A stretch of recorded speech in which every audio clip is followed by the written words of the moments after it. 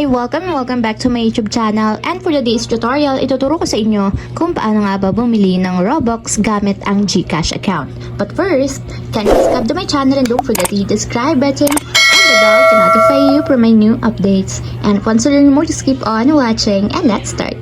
So ayan guys, for today's video, i-open lang natin ang ating Roblox app o yung ating Roblox account.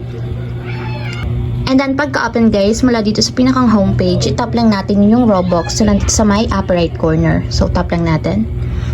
And dito guys, kung makikita nyo, 0 yung Robux ko. So para makapag-purchase tayo gamit ang GCash, ang gagawin lang natin is pumili kayo dito ng gusto nyong i-avail na packages.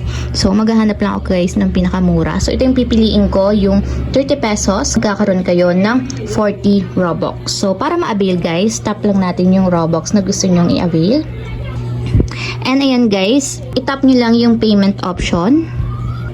So ayan guys, dito is hanapin nyo lang yung GCash. So kung makikita nyo guys, nakalink na yung GCash account ko dito. So kung hindi pa nakalink yung inyong GCash account, ang gawin nyo lang guys is i-add nyo lang yung add GCash na nandito sa baba.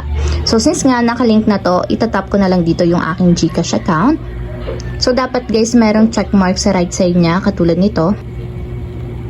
And makikita nyo naman guys, yun yung naka-enable na payment method dito sa baba. So ang gagawin lang natin guys is tap lang natin yung one tap buy. So dapat guys, merong fund yung inyong GCash account o yung GCash wallet para mag-success yung pag-payment natin. So at least 30 pesos yung laman ng inyong GCash kasi nga yun yung pinurchase ko, yung 30 pesos. So payment successful na daw guys. Check natin kung nadagdagan yung aking Robux. So kung makikita nyo guys, 0 yan kanina. So, refresh ko lang.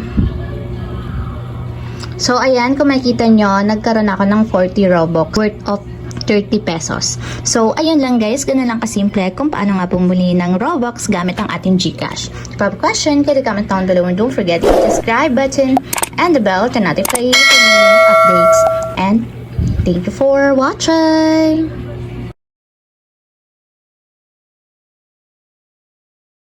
Living life, every day, late at night, not okay.